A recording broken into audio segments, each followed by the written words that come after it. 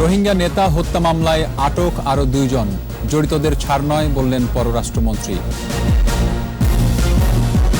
কিশোর gang সংস্কৃতি শক্ত হাতে নিয়ন্ত্রণ করতে চায় র্যাব, অভিভাবকদের সচেতন হওয়ার তাগিদ। কথিত বিদ্রোহ দমনের নামে 1400 বিমান সেনা হত্যা, জিয়ার বিচার সহ 7 দফা দাবি স্বজনদের। ভরাডুবির আশঙ্কায় স্থানীয় নির্বাচনে আসছে না বিএনপি, বলছে আওয়ামী লীগ, বিতর্কিতরা পাবে না মনোনয়ন।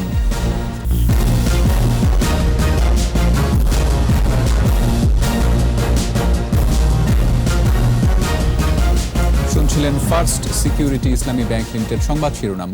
আমন্ত্রণ রাত 9টার 21 সংবাদে, সাথে আছি রক্তিম ত্রিপুরা।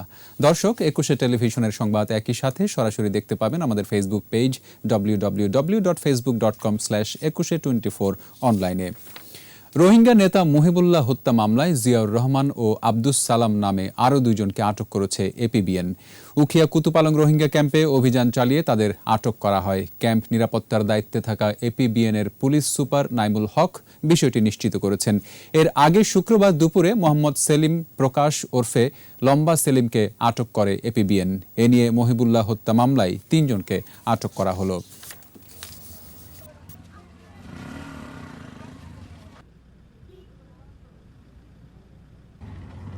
মহিবুল্লাহ হত্যাকারীদের অবশ্যই বিচারের মুখোমুখি করা হবে, কাউকে ছাড় দেয়া হবে না। এক বার্তায় পররাষ্ট্রমন্ত্রী বলেন, মহিবুল্লাহ নিজ দেশ মিয়ানমারে ফেরত যেতে চেয়েছিলেন, সে কারণে কিছু স্বার্থান্বেষী মহল তাকে হত্যা করেছে। এই হত্যাকাণ্ডে যে বা যারা জড়িত তাদের বিরুদ্ধে কঠোর ব্যবস্থা গ্রহণ করবে সরকার। বুধবার রাত 8:30টার দিকে উখিয়ার লম্বাশিয়ায় Arakan Rohingya Society for Peace and Human Rights অফিসে একদল অজ্ঞাত পরিচয় অস্ত্রধারী মহিবুল্লাহকে গুলি করে হত্যা করে। যে কোনোভাবে কিশোর গ্যাং সংস্কৃতি নিয়ন্ত্রণ করতে হবে, আর এজন্য পারিবারিক দায়বদ্ধতা জরুরি বলে মন্তব্য করেছেন র্যাবের মহাপরিচালক চৌধুরী আব্দুল্লাহ আল মামুন। এফডিসিতে ছায়া সংসদ বিতর্ক অনুষ্ঠানে একথা বলেন তিনি। দীপু শিকদারের রিপোর্ট। দেশজুড়ে এখন মূর্তিমান আতঙ্কের এক নাম কিশোর গ্যাং। এই অপরাধে জড়িয়ে খুনের মতো ঘটনাও ঘটছে। এখন এই সোশ্যাল মিডিয়ার সহজ ব্যবহারের মাধ্যমে আপনি বাংলাদেশের বিভিন্ন কোণা থেকে এই কিশোরগুলোকে সংগ্রহ করতে পারছেন এবং আপনার গ্যাংয়ে যুক্ত করতে পারছেন। কিশোর গ্যাং অপরাধ নিয়ে ছায়া সংসদে অংশ নেয় বীরশ্রেষ্ঠ নূর মোহাম্মদ পাবলিক কলেজ এবং সেন্ট জোসেফ স্কুলের শিক্ষার্থীরা। বিতার্কিকরা পাড়া মহল্লায় কিশোর গ্যাংয়ের তাণ্ডব তুলে ধরে। যখন কিনা একজন কিশোর গ্যাংয়ের নেতা বলে ওঠেন যে আজকে গুলশানে অথবা মতিঝিল অথবা ধানমন্ডিতে আমরা সবাই এসে জড়ো হব এবং একটি মিটিং করব, দেখা যায় সাথে সাথে সেটার উপর এতগুলো রিঅ্যাক্ট করে এবং সেখানে আসলেই মানুষ জড়ো হয়, জনসাধারণের জীবনকে তারা বিঘ্ন ঘটায়। সোশ্যাল মিডিয়ার এত বড় প্রভাব রয়েছে যে আপনি যদি কোনোভাবে নিয়ন্ত্রণ করতে সক্ষম হন তবে কিশোর গ্যাং বন্ধ সম্ভব। মাননীয় স্পিকার, আমি এবং আমার দল এর বিপরীতে অবস্থান করছি। সামাজিক যোগাযোগ মাধ্যমে কিশোর গ্যাং সংগঠিত হয়ে অপরাধ করার সুযোগ পাচ্ছে, তাই এই মাধ্যমগুলো নিয়ন্ত্রণেরও কথা উঠে আসে বিতর্কে। এই কিশোর অপরাধ দমনে বাংলাদেশ সরকার সমাজ কল্যাণ মন্ত্রণালয়ের অধীনে শিশু কল্যাণ ট্রাস্ট গঠন করেছেন। র্যাপিড অ্যাকশন ব্যাটালিয়ন প্রতিনিয়ত কিশোর গ্যাং সদস্যদের গ্রেফতার করছে। সোশ্যাল মিডিয়ার নিয়ন্ত্রণের কথা কিন্তু তিনি কোনোভাবে দেখিয়ে যেতে পারেননি কিভাবে নিয়ন্ত্রণ করব। র্যাব ডিজি বলেন, এই অপরাধ গুরুত্ব দিয়ে তা নিয়ন্ত্রণে কাজ করে যাচ্ছেন তারা। কিশোররা যেভাবে বিভিন্ন অপরাধের সাথে জড়িত হচ্ছে, মাদক আসক্ত হচ্ছে, এটার কারণটা কি? আমরা কিন্তু এখানে আমাদের পরিবারের দায় আছে, আমাদের সামাজিক ভাবে আমাদের দায় আছে। 272-এর অধিক আমরা কিশোর গ্যাংয়ের সদস্যদেরকে আমরা গ্রেফতার করেছি এই জন্য যে কি এই অপরাধটাকে নিয়ন্ত্রণে আনার জন্য। আইন করে রাজনীতিতে কিশোরদের ব্যবহার বন্ধের দাবি জানান ছায়া সংসদের স্পিকার। কোনো কিশোরকে রাজনৈতিক কোনো কর্মকাণ্ডে ব্যবহার করে মিছিল, মিটিং, পোস্টার লাগানো এগুলিতে কোনোভাবে যুক্ত করা নয়। দীপু শিকদার, 21 টেলিভিশন, ঢাকা। 1977 সালের সেপ্টেম্বরে কথিত বিদ্রোহ দমনের নামে ষড়যন্ত্রমূলকভাবে বিমান বাহিনীর 1400 সদস্যকে হত্যা করেন সেনা শাসক জিয়াউর রহমান। 44 বছর পরেও নিখোঁজদের সন্ধান পাননি অনেক স্বজন। সেই হত্যাকাণ্ডের বিচার সহ 7 দফা দাবি জানিয়েছেন তারা। মানিক শিকদারের রিপোর্ট। 1977 সালে জেনারেল জিয়া জাতিসংঘের সমর্থন লাভের আশায় মিশর সফর করেন। সেখানে প্রেসিডেন্ট আনোয়ার সাদাত জানান 28 সেপ্টেম্বর সিপাহীরা বিদ্রোহ করবে এবং তাকে হত্যা করবে। এরই মধ্যে জাপান এয়ারলাইন্সের একটি বিমান অপহরণ করে ঢাকার তেজগাঁও বিমানবন্দরে অবতরণ করে জাপানের রেড আর্মির একটি দল। এ ঘটনার পরই বিমান বাহিনীর সদস্যদের উপর নেমে আসে দুর্বিষহ অন্ধকার। কর্তব্য বিমূর কারণ সারা রাত্র আমরা ডিউটি করছি ওই জাপানি এয়ারলাইনের নেগোসিয়েশনে। এরপরে পরের দিন শুরু হইল ধরপাকড়, তারপরে অন দ্য স্পট কিন্তু অনেক লোক মারা গেছে।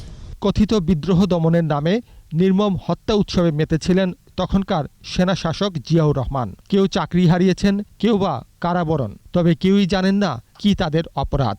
জেল দেওয়া হয়েছে, ফাঁসি দেওয়া হয়েছে, তারপরে নো লঙ্গার রিকোয়ারমেন্টে বহু ছেলে পেলে গেছে। ৪৪ বছর ধরে এই শোক। মুক্তিযুদ্ধ করে দেশ মাতৃকার সেবায় নিয়োজিত থেকেও দেশদ্রোহের তকমা বয়ে বেড়াচ্ছেন তারা। অমানবিক এবং আমরা যে কি পরিমাণ সাফার করছি এটা বলা। বাবাহারা সন্তান, স্বামীহারা স্ত্রী সহ অনেক স্বজন জড়ো হন জাতীয় প্রেস ক্লাবে, তুলে ধরেন দুর্বিষহ জীবনের কথা। অভ্যুত্থানের দোষারোপ করে এই ধরনের অবিচার করা হয়। ওনাকে ফাঁসি দিয়েছে না হত্যা করছে না ওই দিনই ওনাকে মেরে ফেলছে, কিছুই আজ পর্যন্ত আমরা জানি না। বঙ্গবন্ধুর আদর্শে উজ্জীবিত সেনা সদস্যদের হত্যা, জেল জুলুম ও চাকরিচ্যুত করা হয়েছে বলে অভিযোগ স্বজনদের। এটা শুধু করছে তিনি বিরোধী শক্তিকে পাকিস্তানি কায়দায় এই দেশকে পরিচালনা করার জন্য। সে দোষী নির্দোষ বা আমাদেরকে একটা খবর দেওয়া বা লাশটা দেওয়া বা আমাদের কাছে জানানো। জিয়াউর রহমানের সামরিক ষড়যন্ত্রের শিকার বিমান সেনাদের নির্দোষ ঘোষণা সহ ৭ দফা দাবি উত্থাপন করেন ভুক্তভোগী ও স্বজনরা। আমাদের আত্মীয় স্বজনদের পরিবারের কান্না কারা অভ্যন্তরে বসে আমরা শুনতে পেয়েছি। অন্যায়ভাবে ফাঁসি, কারাদণ্ড ও চাকরিচ্যুত করার অপরাধে জেনারেল জিয়ার মরণোত্তর বিচারের দাবি জানান তারা। মানিক শিকদার, ২১ টেলিভিশন, ঢাকা। আওয়ামী লীগ সাধারণ সম্পাদক ওবায়দুল কাদের বলেছেন, ভরাডুবির আশঙ্কায় স্থানীয় সরকার নির্বাচন থেকে বিএনপি সরে দাঁড়িয়েছে। সব রাজনৈতিক দলকেই নির্বাচনে অংশ নেয়ার আহ্বান জানিয়েছেন তিনি। এ নির্বাচনে বিতর্কিত ও স্বাধীনতার চেতনা বিরোধী কেউ মনোনয়ন পাবে না বলে স্পষ্ট করেছেন আওয়ামী লীগ নেতারা। আকবর হোসেন সুমনের রিপোর্ট। আওয়ামী লীগ সভাপতির কার্যালয়ে স্থানীয় সরকার নির্বাচনে মনোনয়ন প্রত্যাশীদের ভিড়। তফসিল ঘোষিত ৮৪৮টি ইউনিয়ন পরিষদ নির্বাচনে দলের মনোনয়ন ফর্ম সংগ্রহ করেছেন তৃণমূলের নেতারা। মনোনয়ন ফর্ম বিতরণের প্রথম দিনেই কার্যালয় পরিদর্শন করেন আওয়ামী লীগ সাধারণ সম্পাদক ওবায়দুল কাদের। পরে ব্রিফিংয়ে জানান, নির্বাচন কমিশন সাংবিধানিক প্রতিষ্ঠান, সরকারের কোনো হস্তক্ষেপ নেই। স্থানীয় সরকার নির্বাচনে ভরাডুবির আশঙ্কা বিএনপি সরে দাঁড়িয়েছে। আমি বিএনপি অন্যান্য দলকে নির্বাচনে অংশগ্রহণ করার জন্য আহ্বান করব। আমি আশা করি নির্বাচন কমিশন একটি নিরপেক্ষ নির্বাচন অনুষ্ঠান করবেন। মনোনয়ন প্রত্যাশীরা ফর্ম সংগ্রহ করে জানান, দলের মনোনয়নে নির্বাচিত হলে এলাকার উন্নয়নে জনগণের পাশে থাকবেন। সমাজের মধ্যে যে রূপগুলি আছে, চাঁদাবাজি থাকে, সন্ত্রাস থাকে, মাদক থাকে, দুর্নীতি থাকে, এই জিনিসগুলি সমাজ থেকে দূর করার মাধ্যমে সুস্থ সমাজ গড়া। যদি দল আমাকে মনোনয়ন দেন, আমি জনগণের সাথে থেকে তাদের সাথে সহযোগিতা করে সুন্দর একটা মাদকমুক্ত, সন্ত্রাসমুক্ত ডিজিটাল ইউনিয়ন উপহার দিতে চাই। বিতর্কিত ব্যক্তিরা মনোনয়ন পাবে না বলে জানিয়েছেন আওয়ামী লীগের কেন্দ্রীয় নেতারা। ধানের শীষে ভোট দেওয়ায় বিশ্বাসী যারা সাম্প্রদায়িক শক্তি, অপশক্তি, সেই অপশক্তির জায়গা বাংলাদেশ আওয়ামী লীগে কোথাও দেওয়া হবে না। এটা আমাদের দলীয় সিদ্ধান্ত। মনোনয়ন ফর্ম বিতরণ চলবে আগামী ৬ অক্টোবর পর্যন্ত। আকবর হোসেন সুমন, ২১ টেলিভিশন, ঢাকা। করোনায় ২৪ ঘণ্টায় আরও ২৪ জনের মৃত্যু হয়েছে। মৃতের সংখ্যা বেড়ে ২৭,৫৫৫। স্বাস্থ্য অধিদপ্তরের সর্বশেষ তথ্য বলছে, ৮২১টি ল্যাবে ১৭,২৮৩টি নমুনা পরীক্ষায় শনাক্ত ৫৮৯। মোট শনাক্ত ১৫,৫৭,৩৪৭। নতুন ৭৪১ জন সহ সুস্থ ১৫,১৭,৬৪২।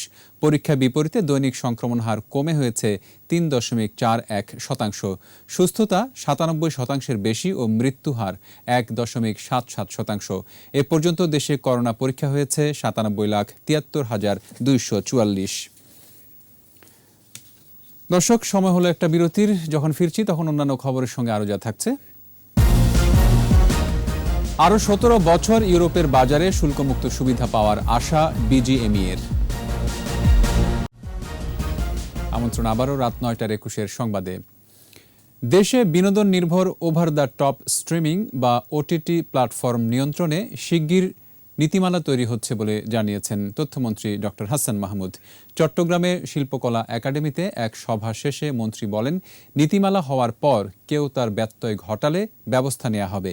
বিজ্ঞাপন ছাড়া বিদেশি চ্যানেল সম্প্রচারে কোনো বাধা নেই জানিয়ে মন্ত্রী আরও বলেন, বিভিন্ন বিদেশি চ্যানেল বিজ্ঞাপন সহ সম্প্রচার করার পরিপ্রেক্ষিতে প্রতি বছর ২,০০০ কোটি টাকা বিনিয়োগ থেকে বঞ্চিত হচ্ছে দেশ।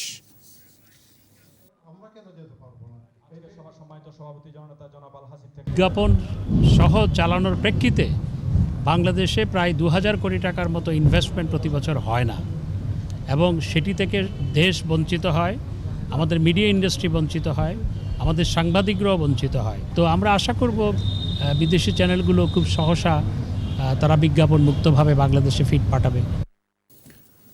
স্বল্পোন্নত দেশের তালিকা থেকে বের হলেও ইউরোপীয় ইউনিয়নের বাজারে শুল্কমুক্ত সুবিধা অব্যাহত থাকবে বলে আশা করছে বিজিএমইএ।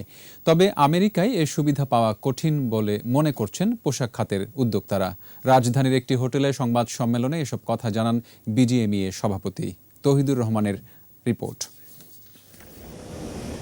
দেশের মোট রপ্তানি আয়ের ৮২% আসে তৈরি পোশাক থেকে। করোনা মহামারীর মধ্যেও সচল পোশাক কারখানা। বৈশ্বিক বাজার ধরে রাখার চ্যালেঞ্জ উদ্যোক্তাদের সামনে।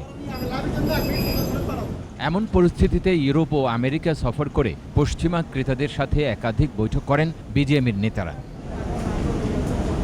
সফর শেষে রাজধানীর একটি হোটেলে সংবাদ সম্মেলনে বিজিএমইর নেতারা জানান, এলডিসি তথা স্বল্পোন্নত দেশের তালিকা থেকে বের হওয়ার পরও ইউরোপীয় ইউনিয়নে শুল্কমুক্ত সুবিধা পাবে বাংলাদেশ। সাধারণত ইউরোপিয়ান ইউনিয়ন ৩ বছর গ্রেস পিরিয়ড দেয়, ট্রানজিশনাল পিরিয়ড দেয়। 2026 থেকে যেন এই করোনার জন্য এবং অন্যান্য ওমেন এম্পাওয়ারমেন্ট এগুলো সব কারণের জন্য আমরা 12 বছর আমরা চাচ্ছি যে ট্রানজিশনাল পিরিয়ড। যুক্তরাষ্ট্রের বাজারে বাংলাদেশি পণ্যের জিএসপি সুবিধা পাওয়ার চলমান প্রচেষ্টার বিষয়টিও উঠে আসে সংবাদ সম্মেলনে। জিএসপিতে আমাদের গার্মেন্টস, আমরা ইউএসএ বা ওয়েস্টার্ন ওয়ার্ল্ড যেখানে বলে, স্পেশালি ইউএসএ যেখানে বলে 97% জিএসপির আন্ডারে আসে। আনফর্চুনেটলি ওই 3%-এর মধ্যে আমাদের পোশাক শিল্প। র মেটেরিয়ালসের দাম যে হারে বেড়েছে সেই হিসাবে কিন্তু এফওবিটা আমাদের বাড়ে নাই। প্রণোদনা প্যাকেজের আওতায় পাওয়া ঋণ ফেরতে 3 বছর সময় চেয়েছে বিজিএমইএ। আসুন আমরা প্রাইস নেগোসিয়েশনের বিষয়টিতে আমরা আরো সতর্ক হই। তৌহিদুর রহমান, 21 টেলিভিশন, ঢাকা। এবার এসআইবিএল ব্যবসা বাণিজ্যের খবর।